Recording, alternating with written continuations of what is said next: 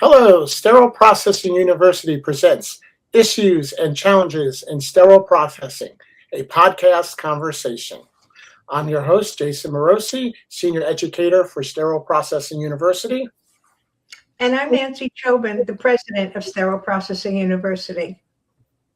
And today we are talking about recognition and prevention of operational risks in sterile processing. It's everybody's responsibility in SPD. It's funny, we just did our introductions, and it made me think real quick when you did yours, your nickname in New Jersey was the godmother of sterilization. Have you ever heard that they called you that? Yeah, I know exactly who gave me the name too. Oh, do you? Yeah. How did that sit with you? I don't have a problem with that at all. I've been called worse. I always love that, especially, you being Italian and, the New Jersey with the Italian mobster thing, you think it's pretty funny. Well, I've also been known as the fixer. Yes. A lot of sales people call me the fixer because I usually get called in when there's a problem or many problems, and then I fix them. Yeah, but I like the godmother sterilization. Yeah. That's a good one. All righty, so let's see. Today we are going to be talking about, the risks and everybody's responsibility, the way that you treat your coworkers, the way that you train your coworkers. There's a lot of good things on that. I know I can bring to the table and you can bring to the table. So let's go right into what is your example of basically understanding the workplace disruption in SPD? Well, we have to understand that in sterile processing, we impact on every single department in the facility. We provide equipment, we provide instruments, we provide supplies in some cases. And so when we don't work, we affect everybody. And a lot of people don't understand that.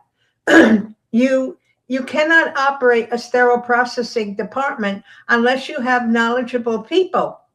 People think we could just take somebody off the street and put them in there. I've heard the term, well, it's just like washing dishes. No, it's not. Uh-huh. And when you compare a dish to a robotic instrument, hello, but they don't know what those instruments are. They just think it's, like a fork or a spoon. So we really impact on the entire facility, and it's up to us and our department to work as a team and make sure that make sure that everything that we produce is correct before it leaves the department. And the only way you could do that is by everybody working together. Unfortunately, that's not always the case. Yeah, I mean, for me too, it's this pretty much on the same page as with you. I think people, though, as time is going on, I think rules get relaxed as the decades have gone on. I know how strict it was when I was in the business. I don't feel that people going into it now have the same kind of expectations I did 30 years ago. I think it's lightened up a little bit, especially with COVID. I think a lot of places were, before COVID, everything mattered what Joint Commission said or AAA, whatever you had for your inspection organization.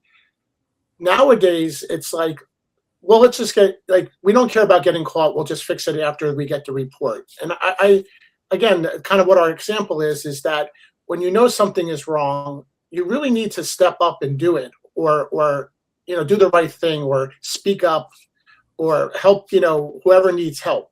And that's something that's also, I think, missing, is that everybody wants to shine and nobody wants to have somebody's back anymore. Well, I think that's also fear of reprisal. Uh-huh. Many of the technicians, in my opinion, don't understand the importance of their job. I've had people say to me, well, how important can my job be if I'm being paid $10 an hour? And when you think about it, you can make $15 an hour in most fast food places. As a matter of fact, some states have mandated a $30 an hour minimum wage. Well, those states are going to go bankrupt pretty soon if they keep that up. But They don't realize the importance of the job. They might tell somebody how to run a Bowie Dick test or how to run a BI, but does anybody take the time to explain to them your job is critical? Uh-huh. That your patients in your facility that could be a member of your family are depending on you. They don't know you. You're behind that black curtain, kind of like the Wizard of Oz. Yes. But if you don't do your job and do it correctly, then the results could be catastrophic. And I have had people call me up and tell me that they were told to bend the rules and they didn't know what to do because they were told if they didn't do it, they would lose their job. Yeah. And that should not be allowed. That should not be allowed anywhere in healthcare. Our rule is first, do no harm. Mhm. And And as a manager, I can tell you that probably twice in my career, I was asked to step down because I was fighting for the right thing to be done. yeah, So it happens on staff and it happens on the management level. It's sad. it really is. And, there should be a support system. For example, most facilities have a corporate compliance line. Yes. You should be able to report things to corporate compliance anonymously. But of course, you have to have some documentation. Somebody might just have a grudge and say, Jason's stealing from the place. And then they go do this big investigation and find out they just didn't, had a grudge against you. And again, that's misuse of the corporate compliance line anyway. Uh-huh. But I have had instances where corporate compliance was indeed notified and they did nothing. Yeah. Well, believe it or not, the last time that happened to me, you know who sold me out on it? Risk management. I went Really? to risk management to basically tell them what was going on about not having the equipment, how bioburden was, just insane. My staff didn't know what they were doing. I needed education. I needed help. And they totally went to my OR director and said I was a loose cannon and needed to get out of there. And that's when I was given 4 weeks to find another position. Well, it is important for employees to acknowledge the organizational chart. Obviously, you don't go straight to risk management Yeah. or to corporate compliance. So if you have a supervisor or manager, whatever the title is, you would first bring your concerns there. Uh-huh. If they don't resolve it or get back to you, then you go back and say, look, this is really important. I'm going to have to go to the next step. They probably won't like it, but you should go ahead and do it because, again, if you don't report the problem, then you're part of the problem. And if there are major infections there, you're going to be deposed. Everyone in your department, if there were major infections, and believe me, I've been through this a number of times, they depose everybody in the department who was maybe working that day, who processed the instruments. They might not know the exact person, because a lot of times hospitals don't have a tracking system. So they'll depose everybody who was working that day. And, I know we've had problems with the washers for a long time, and we keep telling people, but nothing gets done. Well, that does not look good at all to the jury. Yeah. If you see something, say something. We've been told that since 9/11. It has not just for terrorism. It has to do with anything that you see that could be a problem for patient care. And that's so true because it's always when like a administrator is surrounding that employee says, oh, there's problems with the washers, but nobody ever does anything about it. And a lot of times you're finding that out at that moment. Right. Or you have done something about it, but then the person that you're going to, like maintenance, they're not getting onto it fast enough. Or if you're trying to communicate to your director or your vice president, it's always like when that CEO walks in, is that people want to spill it all out. And that usually, it's a good thing because that's when something usually gets done. But it usually, like you said, you should be able to talk about it before that level. Yeah, there should be a culture in every facility where employees feel comfortable airing their concerns, let's put it that way, not always grievances, because They're the ones on the front line. Managers, unfortunately, spend a lot of time in their office or going to committee meetings and what have you, which we understand is part of their job. So Uh-huh. your employees are your eyes and ears out there. They have to feel comfortable coming to you and saying, now, I've had people tell me, people come in and say, don't bother me. I've gone, I tried to get it, it doesn't work. But you have to at least notify somebody because you're assuming they know. Yep. And you have to have that kind of a culture. I always had an open door policy. If the door was closed, that meant I was meeting with someone. I said, but if the door isn't closed, you walk in my office anytime. I had no problem with that. Yeah. So too, even with that, you know, it's you can, like I said, you try so hard to be out there. For now, for me, I feel like the supervisor position is such an important position because you're so right. Managers get the meetings, they get all the office work, they can barely get on the floor. It is so important to have a strong supervisor. And Correct. a lot of times that doesn't happen. A lot of places can't get it because of the size of it, but you need a strong supervisor, or if you can't get a supervisor, you need a strong lead tech. And a lot of people try to promote their friends. You got to promote who's best for the job. Correct. You know. So for the staff, though, why do you think this happens? We're going to say stress, burnt out, personal conflicts. Well, all of the above. If you're working in a department that's functioning well, you feel good about yourself. Mhm. But if you come into the department and you're walking in, I have a couple of little videos. One is a polar bear, go dun dun dun, and like dreading going into work, and the focus behind that was you don't want to go to work every day because you don't know what you're going to get hit with. Every day there's always a disaster. The Mhm. other one had a penguin that was jumping up and down, going bong, bong, bong, bong. That's the way people should feel. I want to go into work today. I enjoy my work. When you enjoy your work, it isn't work. Yeah. Yeah, unfortunately, I think a lot of sterile processing start the day off with half of the day before's work ready to be done, and always behind the eight ball, and that is so frustrating for them. And the phone calls, as soon Yep. as you walk in, I don't have this, I don't have that. There's bioburden in this tray. That's a whole nother issue. If Yeah. you do things correctly and have a good program, you're not going to have all of those phone calls in the morning, which is a terrible way to start your day. Yes. And at that point, when that's the operating room starting their day without having what they need, so they're Right? stressed as it is because Correct. they get a half an hour to open, to actually to inspect it to make sure it's all there, open it, get everybody's hands washed, dressed, count, and get the patient in the room. And that's hard for them, especially depending on the procedure. A lot of places, if it is a bigger procedure, they come in earlier. But yeah, then their stress goes on to sterile processing, and then sterile. I always hated that about sterile processing because the stress level always trickles down from in the operating room to sterile Yeah. processing, and as soon as it's sterile processing, it's at a dead end, and they have to eat it and enjoy it, and it don't taste good. No, not at all. Not at all. And we also, this is where there's not always an understanding of what each other does. And we talked about this in other podcasts. Sterile processing is not always aware that the OR has constraints as well.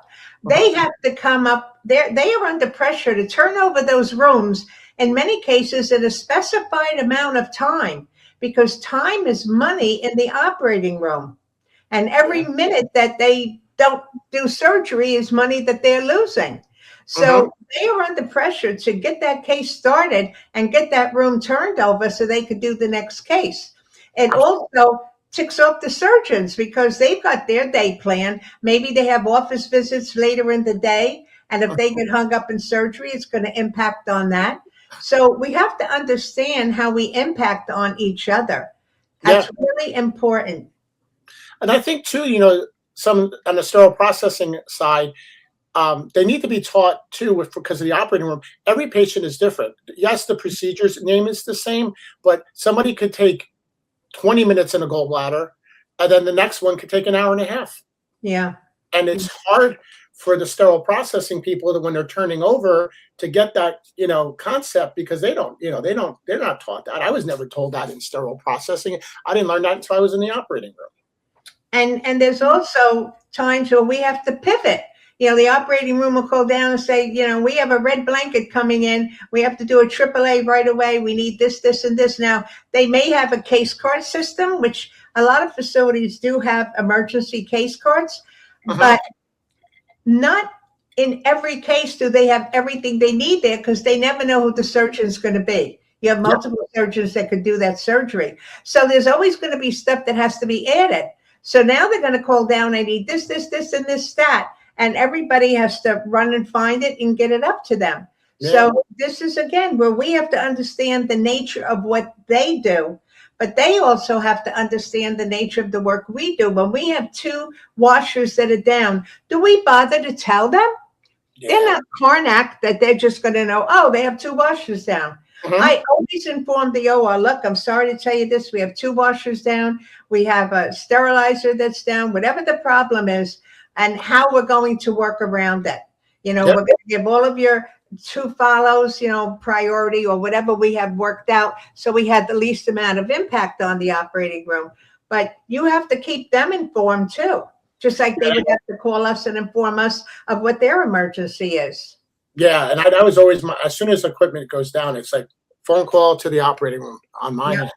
So for the staff here, signs to watch out for when you're kind of burning out your staff, or you're seeing your staff not working well together, or they're starting to not support each other. Well, number 1 is absenteeism goes up. They don't feel like coming to work. Yeah. Number 2, they don't get along with people. They don't want to be bothered with anyone. They're disgusted. They're at the breaking point. They're trying to decide, do I want to stay here or do I want to go someplace else? They're not happy. And if they're not happy, it's going to reflect in their work. It reflects in their work. That's really bad. But it also reflects in their relationships with their peers. And that also affects the work. When you have people who are not working together, that's very bad. Yeah. I mean, I see some people walk in and go, I'm done today, and I'm just going to do easy trays. I'm not doing anything, any vascular, any neuro. I'm just, and, I get it, because, a lot of times they're saying, like, I just did all the neuro and vascular yesterday. There were 4 other people in the room. All they did was pick up basins or do peel packs. You really got to watch how the workload goes on to each members, because you try to be not micromanaging and you let people kind of pick. Because I necessarily don't believe in that lead tech who walks around and dishes out work. I think that's a little childish at times. But again, if you can't work together as a team and take a fair load, then you don't leave your supervisors much choice but to micromanage you. Well, I disagree to a point. If you have a well-working team, that will work. Yes. But if you don't have a team that's working well, what I found was I would make assignments. And I knew there were certain people who had an affinity to do the ortho trays. Maybe some of them did the cardiovascular thoracic trays. And I would make sure that it was equitable. In other words, you're not doing orthopedic trays all day. Maybe do orthopedic trays and peel packs or something like that. But by doing that, I was sure that the work was going to get done, because you're right. I saw it even in decontam. People only wanted to clean the easy trays. Yes. And then they would leave the other trays sometimes for a whole shift. Well, we know how bad that is. Even if there's your enzyme spray on there, if your enzyme spray is only good for 8 hours, it could stop working. I've seen. Go ahead. Okay. I've seen so many people where a car comes in, they open the door and go, vroom, and push it to the side of the room. Correct. Yep. And that's got to stop. It's got to stop. Again, that is your job. As it comes in, you do it. The only time you circumvent that is if you have a priority. And there should be a method where the operating room tells you we're going to need this tray to follow. So when it comes into decontam, you should have a method that you have verbally told decontam, be on the lookout for this tray. And then they need to confirm with you when the tray comes down so that we can get it processed. And that's important. I had a priority alert form, and the OR nurse would fill it in, what room number, what time they needed. Did we have time to clean it and package it and sterilize it, or just clean it and they were going to have to do immediate use if it was that much of an emergency? And we would put the time the tray was received in decontam. And I'll never forget, one day it was like 11 o'clock and the OR called and they said, where is this tray? We sent it down 8:30 this morning and we're ready for the case and we don't have it. And I looked at the form. I said, no, the tray got here at 10:30.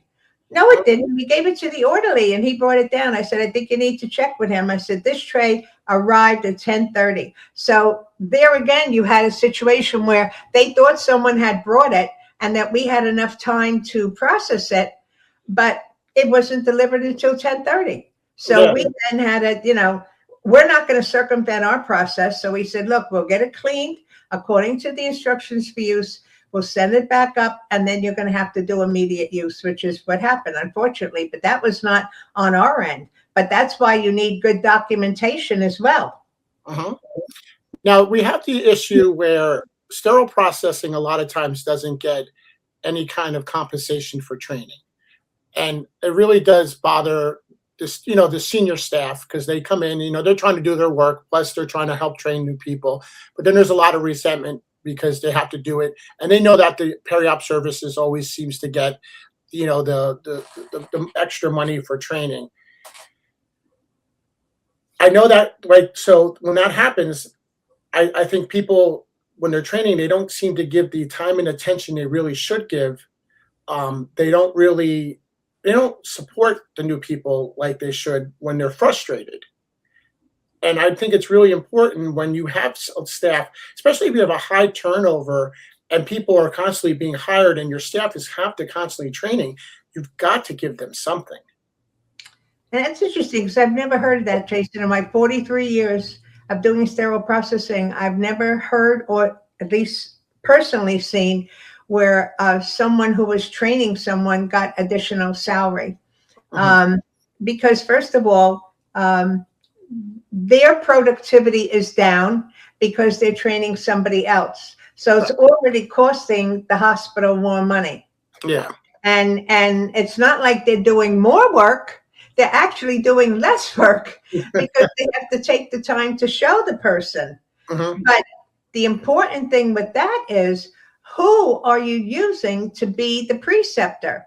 It has to be somebody who A, enjoys their work, B, knows what they're doing, and C, is a team player. Because if somebody says, when I do this tray, I do it this way. They said we're not supposed to do it this way, but you don't have to. You're behind the 8 ball right from the beginning. You've got to have a person that's a team member that follows the policies and procedures and then has a good attitude.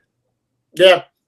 But I tell you, especially after the COVID, it's a very big stress for people because everybody most people lost all the good people, so they're a lot of times people do not know what is even in the trays anymore. I've seen a lot of facilities in the last 5 years where certain trays, they actually lean on the operating room scrub techs to kind of overlook at it after they're done to make sure they had it right, because they hadn't even learned the tray yet, and half the time the count sheets don't match what's really in the tray. I was just going to say, it starts with the count sheets. One of the first things I do when I go into a facility that's having tray problems, if it's decontam, that's a different issue. But if it's an issue where the wrong instrument or the instrument is not in the right condition or what have you, the first thing I look at is the count sheet. And invariably, I'll see something that says needle holder, 6-inch. Well, what kind? Is it a plastic needle holder? Is it a vascular needle holder? You can't expect people to know, this is what they mean. It should have catalog number, the quantity, a description. Is it straight? Is it curved? Does it have teeth? Doesn't have teeth? All of that is important because that will also help to train the individual. Because again, not everyone has a tracking system. Most of your tracking systems will partner with an instrument company, and they will download their instruments into your tracking system. But you still have to do quality assurance on that and make sure that there's no corruption in the file, because we did have that in a couple of instances, which does happen. That's why you have to do QA. But you have to make sure that the information you're giving to people is going to help them, because if your instruments have a catalog number on it and the catalog number is on the count sheet, they should be able to put the right instrument on there. Yeah. Yeah. I mean, I've seen that. And it's even like when you don't have what is on the count sheet, there's never seems to be a good protocol in place for a lot of places to, talk about, all right, it says this on the count sheet, but we do not have it. We just don't have one. So I think it's very important to establish that with the operating room staff, and especially because most operating rooms have service leaders, and you can go to the service leader and establish that. But I see that a lot where I'm sorry, you mean that it's no longer used? No, it's just like it went missing or it broke and there's just no replacement. Well, then they got to take it off the count sheet. Yeah, but they want to order another one, but it's taking, nowadays instruments are taking forever to come in, and they need it, So sterile processing usually tries to find the closest they can to match it, but it's not correct. But they're trying to give the doctor something. Yeah, what we did, I had a missing instrument form that we used, and any instruments that were missing from a tray, we would notify the service leader, and then they were required to get back to us to say, delete it, we no longer need it. Leave it on there because it's on order. And in that case, we would post, we had a message board in the department, and I know a lot of the tracking systems also have a message board, and we would say on order, and the service leader knows it, but we still would put a missing instrument label on the outside of the tray and put the name of the instrument and that it's on order, and then that resolves the issue. It's when the tray goes up and it's not there, that's when the OR goes berserk, because it's not the service leader who's opening the tray. Yeah. It's usually the the circulator, right, or the scrub tech. Right. Now, your opinion, when you got a staff member that says, "I'm not training, it's not part of my job." I mean, me personally, I think that's insubordination. Well, it should be in their job description if it's required. We have to remember, the job description is our contract with the employee. And, there's that statement at the end, other duties is assigned, and that's okay. But when it comes to specifics like that, it's important. And you have to put, if this is, for example, a certified technician, and that job description should say, may be utilized to train new employees. Then, if they say that, then you do have insubordination. Yeah. Okay? But if it's not in the job description, you're on thin ice. Yep. So then some of the other things is, people we autoclave, things happen. People try to be creative. I'm not going to say anybody does it with ill intent. But then you have your selective employees who will autoclave a few extra locks just in case they bump into something and break a lock. That gets taught. I've actually even seen where they took the Sharpie marker and just darkened the circle. Oh my goodness. On. And, again, that gets taught, that gets passed on. I don't, it still happens today. I mean, I know it happened years ago. It still happens, in today's times. It's been about 10 years since I found the package of pre-sterilized locks. And, my mind doesn't work that way. So I asked the employees, I said, why do you have sterilized locks sitting in the drawer here? Oh, well, in case we find a container missing a lock, we put one on. I said, where did this come from? Well, we always did it, and they did it at such and such a hospital. So, that's how these things get started. They think if they're doing it at the hospital down the street, it makes it right. Who's to say that they're doing it right? It's just like when a surgeon, when we tell them we can't do that because, it's not in the AMI standards, and they go, don't tell me that. I go to 5 hospitals and they do it every single time. Why are you being difficult? Mhm. My response is, excuse me, I don't work at those other hospitals. I'm only responsible for this hospital. And as long as I'm responsible, we will follow the standards. And I will show them what the standards are. And I'm sure it's very confusing to the surgeons because nobody will give them the information they need. But to get back to your point, people will do things that, they assume are okay because we've always done it that way. Yeah, yeah. Again, it's just I don't know where because again, everything you do in sterilization affects the patient's outcome, Yeah. Yeah. and I can't understand how it still to this day doesn't get pushed into play on everybody's memory. But I guess again, you have so many people coming in and out of the field that it's just reinventing the wheel. I feel like every time. I had a 33-year employee Hmm. at one of my earlier hospitals. And at that time, all the screws and plates, they didn't come in sets. They were individually packaged. They were small sets, but you wanted anything outside that small set, you had to take it in. And they didn't come sterile. They came clean. We had to sterilize them. So I was walking through the department, which I did every day, and I noticed a cart full of these screws and plates, but I didn't notice a biological test pack on the load. And so I said to the employee, I said, Mary, did you put a BI on that load? Because they're all implants. And she hesitated for a minute. She goes, oh, yes, I did. I said, well, where is it? Oh, I took it off already and I put it in the incubator.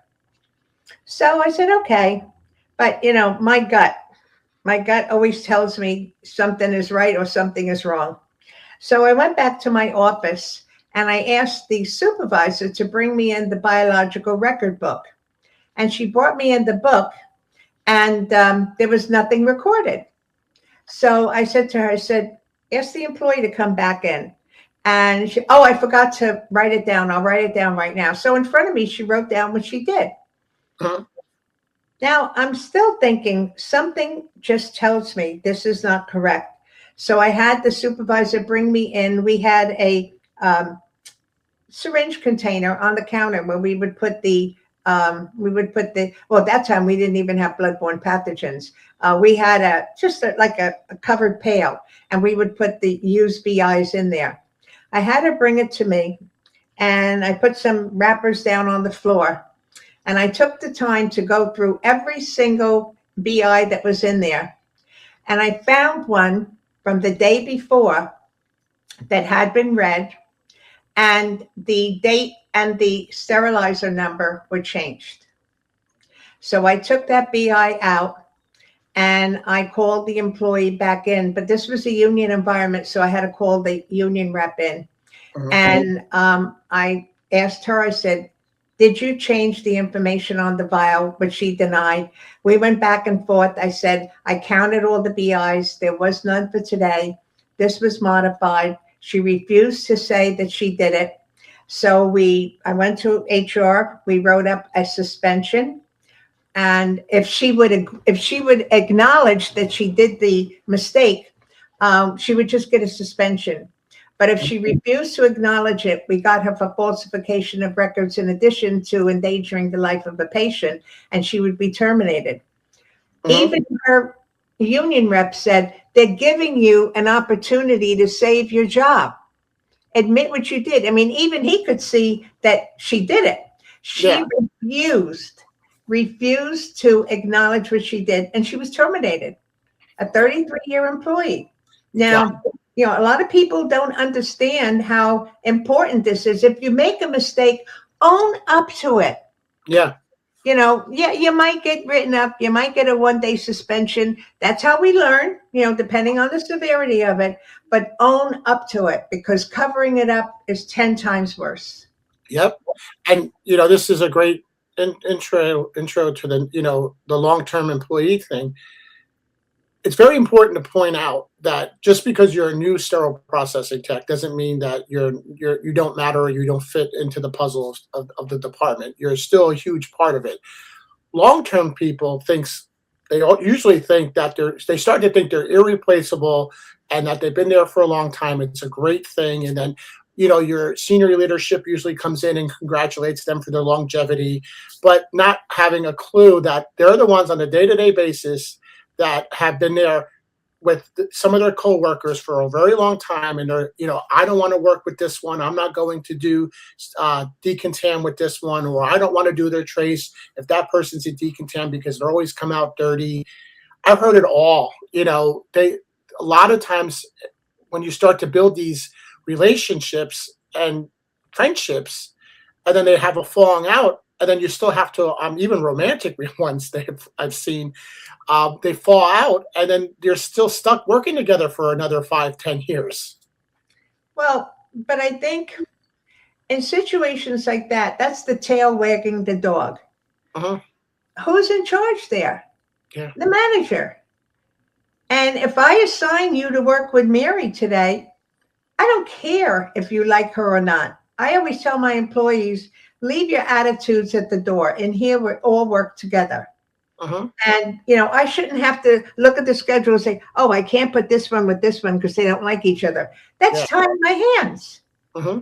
So we have to discourage that and let people know when you're in here, we work as a team. I don't care if you like them, you dislike them. In here, we all have to get along, because the minute we don't get along, it impacts on our productivity. It impacts on the quality of our work, and both of them impact on the patient. I could tell you, many years, the years that I worked in in the operating room, I had to do staffing a lot for the the next day. And that was the hardest part, was that you had to pick who can work with who and who couldn't work with who. Because, then if you put the wrong people in, then you're giving the surgeon the worst day of his life. And I'll tell you a quick little story, which is really crazy. I worked at this one facility where we knew we had this triangle going on at work, where these two women had this same romantic relationship with one of the surgical techs. And everybody knew to keep them separate when we were doing assignments. Somehow, the two girls got put in, then one was a nurse, one was a surgical tech, and they got put into a vascular case together. And the animosity started, I guess, with counting and stuff like that. And it full-blown broke out. Like, people were yelling and screaming in the room. Surgeon had to stop surgery. It was a nightmare. I remember I was in the hallway seeing the operating room director running down to the room because it was going to get physical in there. Wow. And it just shows you like how people don't realize. I mean, this was a patient in front of them. Like, you have to be on your game in sterile processing or the operating room. You can't let your feelings towards other people you're working with interrupt the patient. Well, it also, if you don't do something about that, it sends a message to the other employees that they could do the same thing because something's going to happen. Yeah. And you can bet. I mean, just like that girl that got terminated, let me tell you, everybody in the department knew I don't play around. If you mess up, I'm going to support you. I'm going to help you. But if you endanger the patient by falsifying records or not doing your job, you're done. You're gonna have to face the consequences, because there's no place for that in healthcare. Yep. And then we have our potential behaviors with withholding supplies. I love that one. Gossiping, interfering with the workflow, competencies failures. I've seen a lot of people who are in charge of competencies pass somebody very easily because it's their friend, and then really hard on somebody they don't like. And they have to understand, this is another thing. When you're assigned to do the competencies, that becomes a legal document. Those can be subpoenaed, and I do subpoena them. That's I usually have 5 pages of things that I want to see from that facility when I'm going to get ready for a deposition. And if you're telling me that this person knew how to run the ultrasonic and knew how to run the washer and knew how to follow IFUs, and they didn't, well, that's going to make you look very bad because you checked them off.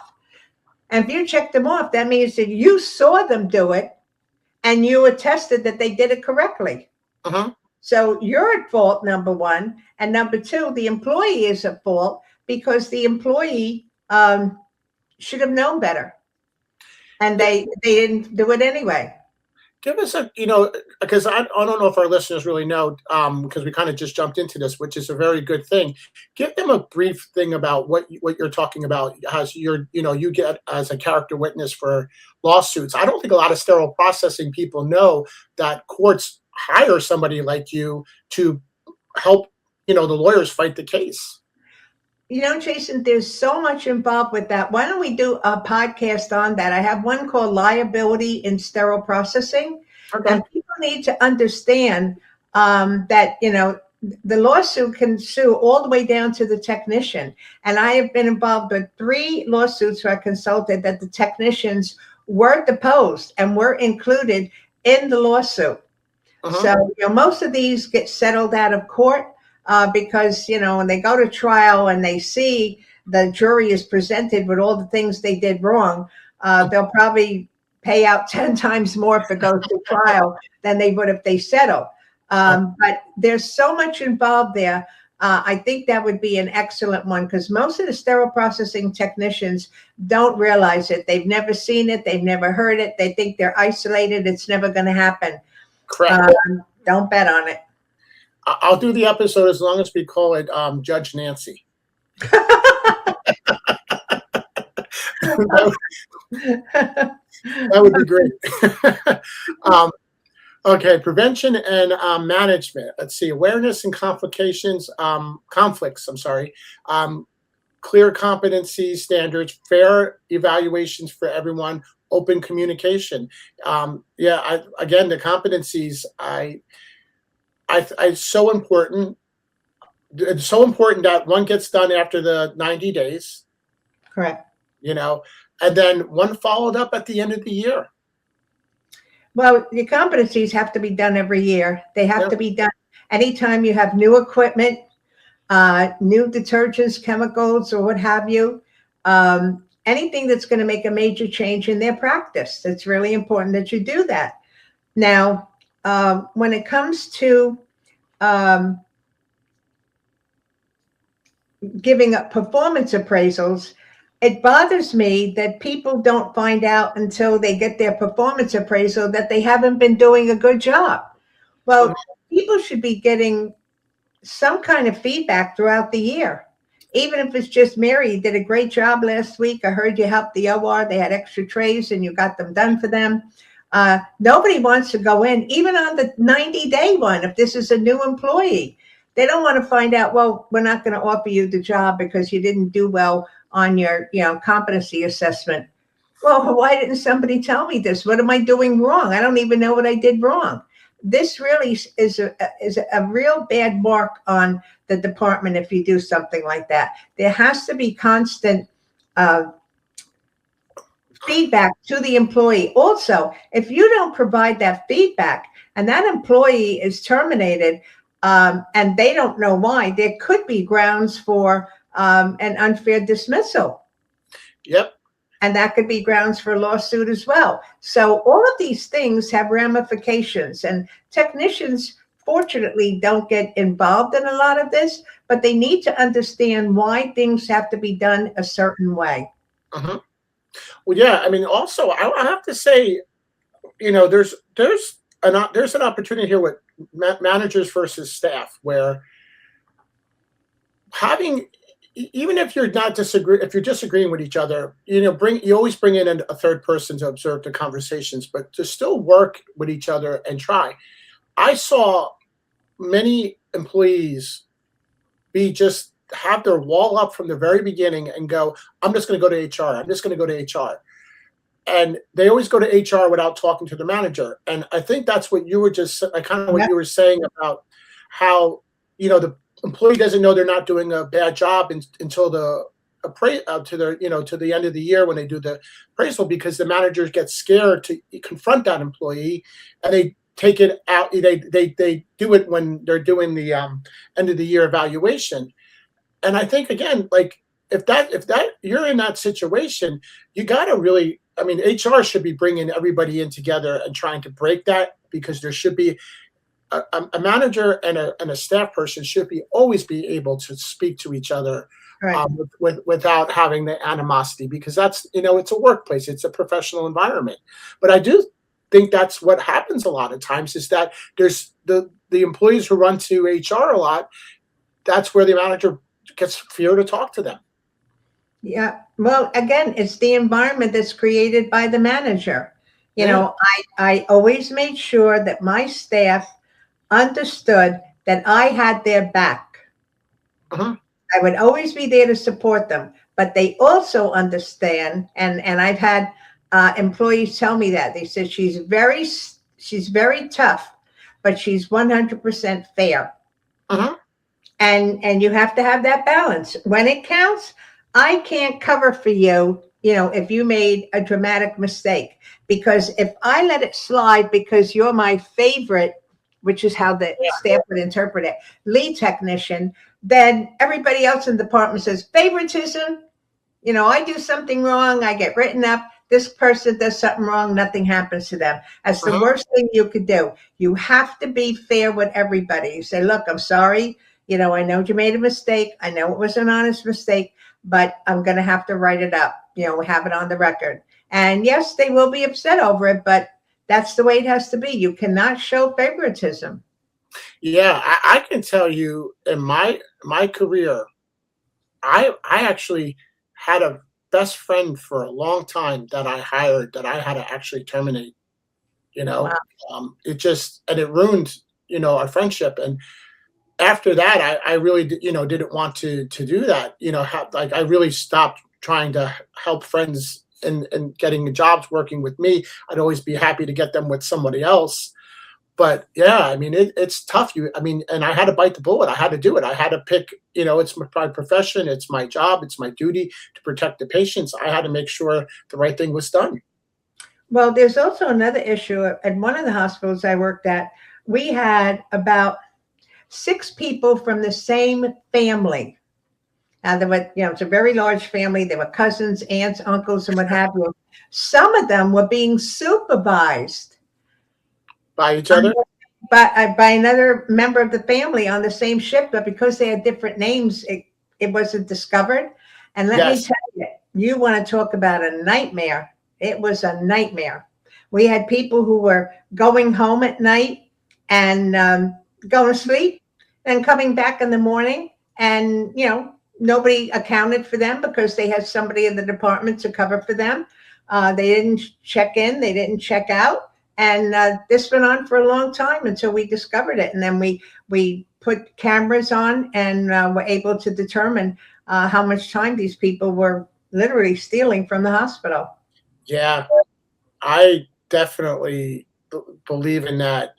I mean, I don't like to hire family within the department, but I do understand. And and HR has, I've had my conversations with HRs in the past, where if they want you to at least put them on a different shift, but then the problem is that when you're shortchanged on staff and you want someone to come in early, someone to stay late, then they wind up working together anyway.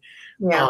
It's very hard. And, and I've even seen, like, where I've had mother and daughter working together, and the mother maybe not as well liked as the daughter, and everybody's on a shift trashing the mother that the daughter's working on. Wow. Out loud, as they're all working at their work table, that they don't do anything, they're lazy, whatever. And it's like, again, that that causes that animosity, and then causes the drama within the department. That's tough. It's a tough one. Yeah, it's really, it's insane how that, how, again, how we could be sometimes so insensitive with each other. Training and competencies, we talked a lot about that. I think it's very important to definitely zone in on the fact of making sure your competencies are based on your, your equipment, user manuals, Mhm. standards, not necessarily what you done in the past or what the operating room likes. It should Well, be based on facts. there should be two critical competency assessments. When you have a brand new employee um, who's never worked in sterile processing, I have an orientation guide that's about 15, 17 pages. Mhm. And it lists all of the critical things that people have to be shown. And it shows who the preceptor was, because, again, only about 10% or 15% of the hospitals have a dedicated SPD educator. So we may be rotating that. Mary's off Tuesday, so somebody else is going to fill in to precept this person. So who did the precepting? When did they start the training on, say, use of the ultrasonic cleaner? When did they feel that this person was ready to give a return demonstration on their own without help? And that's the critical thing. Mhm. When you do that return demonstration, there should be no assistance at all, Mhm. because they have to be able to do it without error. That's the Joint Commission definition of competency, that they perform it without error. So you would put down yes if they did everything correctly, no if they didn't. Now, at some point, you're going to have to go back and re-in-service them in the ultrasonic cleaning and document you retested and they passed. Mhm. Now, that is something that will be subpoenaed or can be subpoenaed in a court of law, because to show that they were trained correctly Yeah. and that they had a good return demonstration. When it comes to your annual competencies or equipment competencies, there's only certain things you want to do. Like, what are the day-to-day things that are critical? If they don't know how to read a printout, you might as well go home. Mhm. And yet there are a large number of people that do not know how to read a sterilizer printout correctly. So I actually ran some cycles that were incorrect. And I use them when I do the competency testing. So here's a printout. What can you tell me about it? And they'll say, oh, it was 274 minutes. Yeah, but they don't know how to go down and read the conditioning phase and the exposure phase. Did we have time, temperature, and pressure? Mhm. Those are the things that you do. I have maybe, depending on the sophistication of what they're doing, maybe between 30 and 40 things that we check on an annual competency, because that would include low temperature sterilization, high level disinfection if they're doing it, instrument processing, if they're using an insulation tester, are they doing it correctly? So those are the things that are critical. Those two pieces of documentation are absolutely essential, and people have to understand how important they are. It's not something that, oh, we got to do it, let's get it over with. No, it's very critical. Mhm. Yeah. It's I don't, and it's funny because I can remember when I first started, competencies were like, I don't even remember even the first couple of years even getting competencies. I do know when they started to really come in, and I was very thankful for it because I felt like, oh, finally somebody's making sure that I know my job. And then if I didn't know my job, somebody was there to teach me my job. And you So could also find out if people kind of got a little bit sloppy and decided they were going to skip a step or something, because uh usually once they start doing it, they don't stop. So you'll pick up on it when you do the competency assessment. And that's the time to go back and say, no, you can't do that. yep. So creating a positive work environment, because that's what's most important, I think, overall, because if it's not positive, how is anybody going to be positive? Correct. Recognition, accountability, teamwork, fairness. Fairness plays, a lot of managers think, let me buy them pizza, let me buy them this, and that solves the problem. But I have, just like you were saying before, I have been complimented on my fairness more than anything in my career. And I think that really holds a special spot for me, that I will run into people and go, I never worked with somebody who was so fair. All you wanted us to do is just do our job and do it right. Yeah. Yeah. And, in terms of recognition, believe it or not, New Jersey was the first state to start this whole sterile processing week. Oh, really? I think it was maybe, oh gosh, I don't remember how many years ago, but we contacted the governor at the time and said, explain what we did, and we would like a proclamation for sterile processing. Actually, in the beginning, it was sterile processing day. It was one day. Uh-huh. And then over the years, it evolved to a week, and then other people heard it. And that's how we wound up with a sterile processing week across the country. Now, during sterile processing week, when in the old days, you were allowed to contact vendors and say, hey, sterile processing week, can you bring something in for the staff? Well, you can't do that anymore. It's not allowed by the federal government or whatever laws are out there. But if they come in and do education, or if they come in on their own and bring something in. So we always had something planned. We would have vendors come in and say, hey, it's sterile processing week. Can I do something for you? And I would spread it out and say, okay, Monday, we have this, Tuesday, Wednesday. We had something every single day. But one of the days was the day that I invited administration. And everybody took bets that nobody would show up. This was the first time I did it. And they did. They showed up, and the staff felt so important that administration, all the way up the career ladder to the CEO, came to our department and wished everybody a happy sterile processing week. That meant more to them than the cakes and the cookies and all the food that people brought in, because they go, hey, I'm here because I can tell you, I've had bosses tell me that. He said, half the time CEOs don't even know what sterile processing is or where it's even located. If you ask them to go find them, they don't even know where it is. Now, we understand that they're running a multi-million-dollar or even billion-dollar project here with the hospital, but still, you have to know your customers, and we are a customer because we're providing a service to the hospital. So it's really important to give your employees the recognition they deserve. Make sure they know that they are important. There's been that thing out there as long as I've been in sterile processing, that sterile processing is the heart of the hospital, and it really is. And when you have heart failure, you get very sick and it doesn't work. So we have to keep our heart in good shape, which means keeping our department in good shape. And I think it's very important too for the leaders of sterile processing to make sure that the sterile processing week does happen, because, unfortunately, and I know the hospitals are, have their restraints with budgeting and stuff, but nursing week gets celebrated a certain way, and then sterile processing weeks gets done a certain way, and then sterile processing is very disappointed to what they got versus nurses, and then on their week, and then it's nothing but complaints all week that the nurses got this, or they're skipped a gift for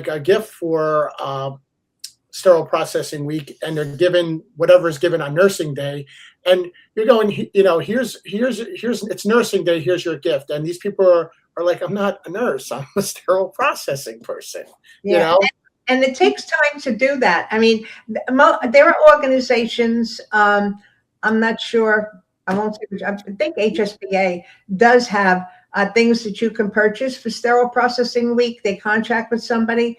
And that's fine. But to be honest with you, in all my years of sterile processing, the people love the food. They love the food. They love the cakes. They love the recognition. We have it blasted all over the hospitals. As a matter of fact, one year, because we were under construction, we made a video of what we did, and we had a table in the lobby with this video on constant, I don't know the term, but it ran over and over and over again. And Luke, that's it. And it talked about sterile processing and what we did. So we didn't have to gown up all these people to come in and see what we did. And we had some little brochures there, and it was great. It was great. Yeah, unfortunately, too, the vendors, their companies have cut back so much that they can't even contribute to sterile processing week. And if they can, they can't do every customer because they're covering multiple counties now. Yeah, that's true. Of my last couple of sterile processing weeks that I had to do at a hospital, I pretty much made sure my staff had something every day, and it was coming out of my pocket, because I would even have the operating room director who's in charge of my budget say it was this stuff was taken out of our budget, and this again, a lot of this is after COVID really changed what we were able to do before. The money's not there, the staffing numbers are not there. They and I understand, my perception of it with COVID always was so much had to go into nursing budgeting because they legally needed the nurses to handle the patients, that, when it was done and over with, they cut a lot of non-nursing because to make up that money spent on having to have the nursing that they did need for COVID. Well, I think the important thing, and I'll summarize this by saying that as a manager, find a way, because Yeah. it's the one day or the one week that you get to shine your department and put a spotlight on it about all we do, because most people don't understand what we do, and your staff deserves that. And anything you can do to give them a really good enjoyment for that week, you should do it. Yep, absolutely. And I think the last thing we're going to talk about, which is a really nice thing, was something that I don't think we really planned when we started to do this podcast, but we made the decision, and thank you very much, because you being the CEO, this decisions get made. We will now be offering CEUs for these podcasts, both approved by the HSPA and CBSPD. This will be the first one that we can offer a free CEU. I'm going to have instructions at the end of this program to show you how to how to get your CEU certificate. And we are very excited that moving forward, each episode will have a free CEU to it. Yeah, I think that's really important. People need to get the message and look to these podcasts for real life conversations on real life instances of what's going on inside the sterile processing department. Yes. So again, everybody, thank you for watching. Please subscribe, like our videos, tell everybody about it. I think, again, Nancy and I are doing something a little different from everybody else, because we're having, a conversation. It is educational, but it's important conversations. And I think stuff that you're not going to hear in a lot of other places. Well, Nancy, again, a pleasure. I look forward to the next. To receive your free CEU approved by the CBSPD and HSPA, go to www.spdceus.com. Watch the entire podcast, and you will receive your free CEU. But before leaving YouTube, make sure that you like and subscribe to the channel. Thank you.